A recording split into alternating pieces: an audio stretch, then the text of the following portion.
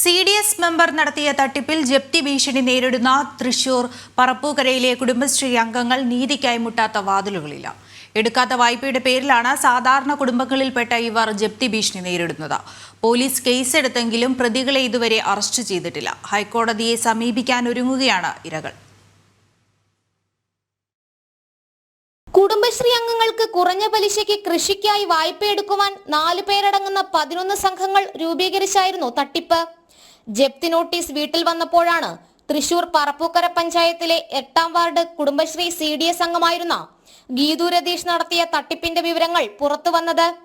25,000 രൂപ പൊതുമേഖലാ ബാങ്കിൽ നിന്നും ലഭിക്കുമെന്ന് പറഞ്ഞ് ചില കുടുംബശ്രീ അംഗങ്ങളിൽ നിന്നും രേഖകൾ കൈവശപ്പെടുത്തി.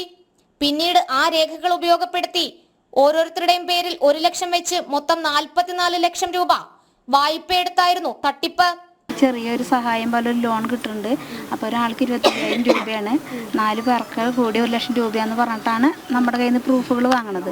അപ്പോൾ നിങ്ങൾ ഇതുമായിട്ട് ഇനി ഒന്നും ഒരു കാര്യത്തിനും വരണ്ട എന്നുള്ളൊരു ഇതിലാണ് പറഞ്ഞത്. 25,000 രൂപ വായ്പയെടുത്തവർ നൽകിയ മാസം തോറുമുള്ള തിരിച്ചടവ് തുക CDS മെമ്പർ സ്വന്തം കീശയിലാക്കിയെന്ന് കുടുംബശ്രീ അംഗങ്ങൾ അറിഞ്ഞതാകട്ടെ ജപ്തി നോട്ടീസ് വീട്ടിൽ വന്നപ്പോൾ.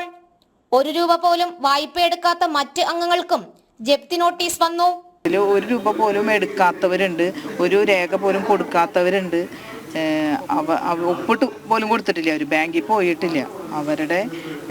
അവരിതിലൊന്നും അറിയാണ്ടാണ് ഇപ്പോൾ ഇതിൽ പ്രതിഷേധത്ത് വന്നിരിക്കുന്നത്. അവരെ വീട്ടിൽ വന്നപ്പോഴാണ് ബാങ്കിൽ നിന്ന് ആൾക്കാർ വന്നപ്പോഴാണ് അവരറിയുന്നത് പോലും. ഇത് മറ്റ് വായ്പാ ലോണുകൾക്ക് പലപ്പോഴായി നൽകിയ രേഖകൾ ഉപയോഗിച്ചായിരുന്നു നിർധനരായ ഈ സ്ത്രീകളെ കബളിപ്പിച്ചത്.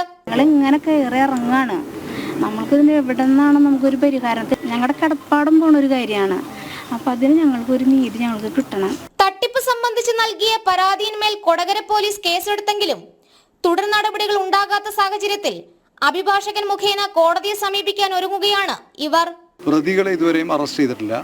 420 കേസ് നിലനിൽക്കണമെങ്കിൽ കൂട്ടുപ്രതികളായിട്ടുള്ള ബാങ്ക് മാനേജർ അടക്കമുള്ള ആളുകളെ അറസ്റ്റ് ചെയ്യണം. ഹൈക്കോടതിയിൽ 420 കേസിൽ ഇരിഞ്ഞാലക്കുട ജയസിംഗ് കോടതിയിൽ തീർപ്പ് കൽപ്പിക്കുന്നവരെ റവന്യൂ റിക്കവറി നടപടികളെല്ലാം നിർത്തിവെക്കണം എന്ന ആവശ്യപ്പെട്ടാണ് ഹൈക്കോടതി സ്റ്റേയെ നമ്മൾ സമീപിക്കുന്നത്. പട്ടികജാതി വിഭാഗത്തിൽപ്പെട്ടവരും നിർധനരായവരുമാണ് തട്ടിപ്പിനിരയായവരിൽ ഏറെയും. ജനം, കൊച്ചി.